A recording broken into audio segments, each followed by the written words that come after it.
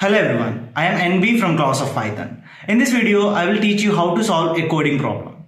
Before going to the steps that are needed to solve a coding problem, let's see what a coding problem consists of. First, the coding problem consists of a description which explains us what the problem is all about, and it consists of input format and output format. The input format explains us how to give input to the program or how the input is given to the program, whereas output is necessary to print the output, how we are going to print the output, which will be explained by the output format. Whereas some of the examples are given, inputs and outputs of some examples will be given, which are called test cases. Now let's see how to solve a coding question. Step number 1, we need to read the entire description that is given in the question. We should not leave anything that is very important, like some points, numericals that are given in the question. The input must be less than this number or greater than this number. You should not forget those things. And step number 2, you need to understand the input format and output format. Because even if you solve the entire question without any doubt, if you don't understand how to print the output, it's useless. And then once you understand the input and output, observe the test cases that are given in the question and start thinking of a logic to solve the problem. Once you get an idea, start building a pseudocode.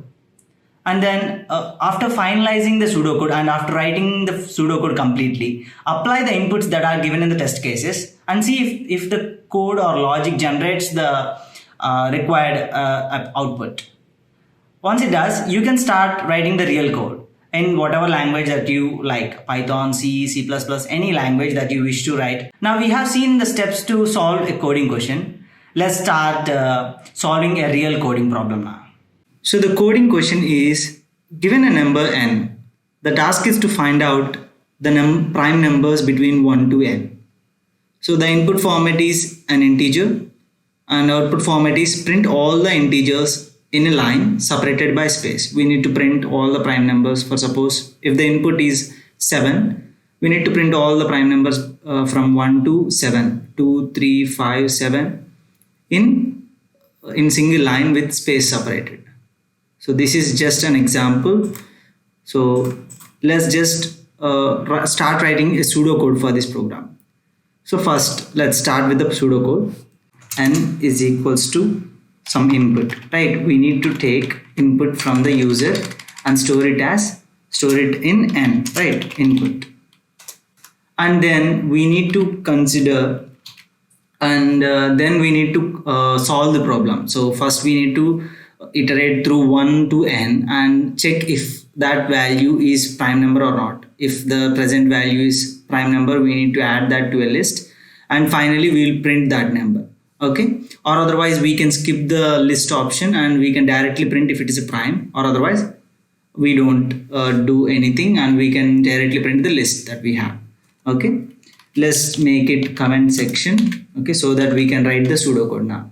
So we take the input and we need a function, right? So in order to check whether the input is whether a single number is a prime or not, we need a function. Let's take, okay, so we define a function. Let's say isPrime is the function name and we pass the number n to it and it will check whether the n is prime or not. If it is prime, it will send, let's say, 1. If it's not prime, it sends 0, or vice versa.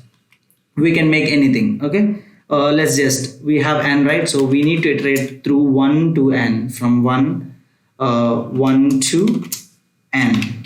So we need to iterate through 1 to n. And if it is divisible by more than 2 numbers, that number is not prime. So we need to divide each number, okay, each number from 1 to n. We need to divide that we need to divide n with all the numbers from 1 to n. And if it divides more than twice, then the number is composite number, and also we can say it is not a prime number. So how do we can do that? If n is divisible by I, which will result in 0, then we make a count. Okay, we will increment a c value, which is count. Okay, initially it is 0. So once this for loop is ended, we will get to know how many factors that n have, right? So if it is more than 2, then we can say it is a prime number, right? We can say it is a prime number. So if c greater than 2, we will return 0, which makes it is not a prime. Else we can return something like, we can return 1 if it is c less than 2 or equal to 2, which means we only the number is only having two factors, so which will make that number as prime, right? So we will return 1. So we can see that this program is not optimized at all, because if you consider, for suppose if you a number is given like 999, we need to check all the 999 numbers in order to check whether 999 is prime or not, right? So that is why we need to optimize this code before, so we will optimize right here before writing the real code. Just optimize it. How we can optimize it? We can skip this 1 and we can start with 2. We know every number has a factor of 1, right? So 1 and itself are always factors of any number, so we can skip n also.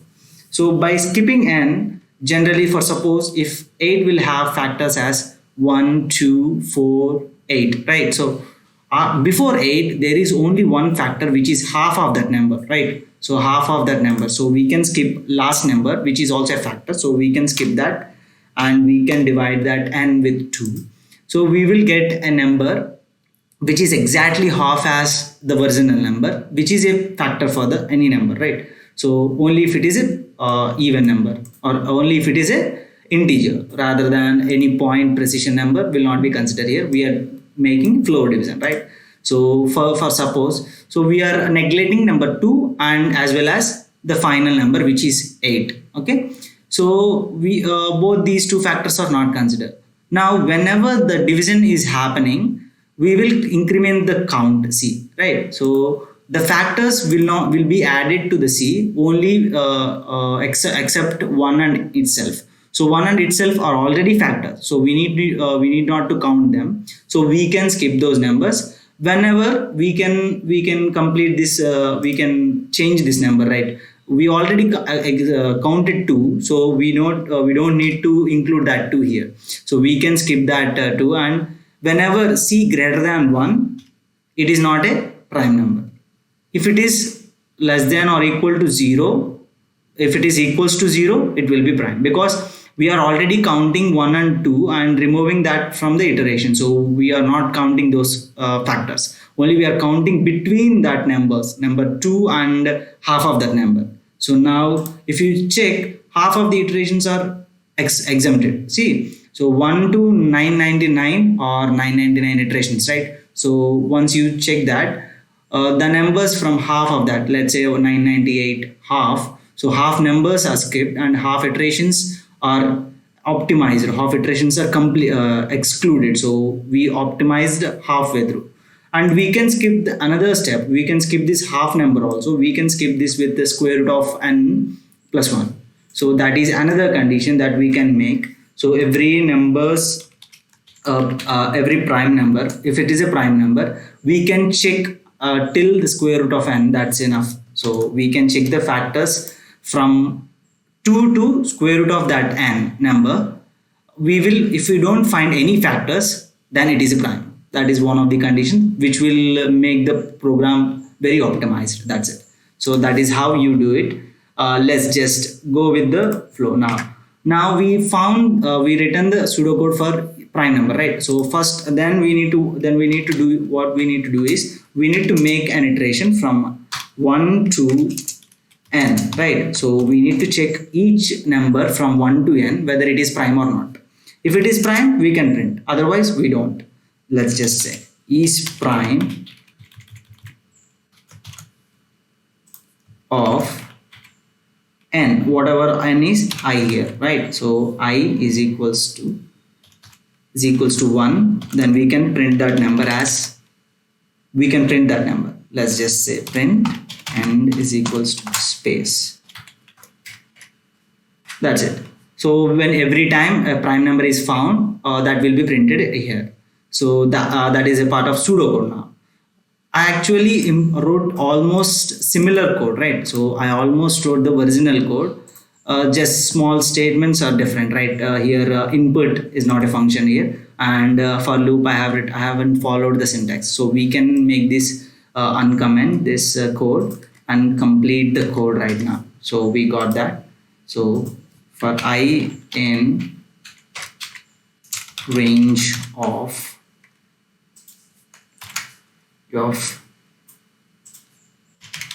2 to square root of n, which can also be written as square root double asterisk 0.5 plus 1.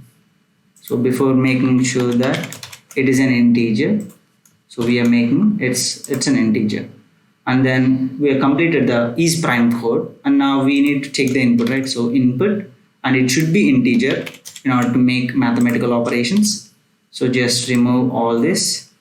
I in range of 1 to n. That's it. 1 to n. Let's make it n plus 1, because the border case also 7 is also should be considered. So n plus 1, and if it is prime, it will be printed. Let's just execute this. Now let's just say 7. See, we are getting all the numbers. So 1, 2, 3, 4, 5, 6, 7. So 1 second. There is a problem, I think, here.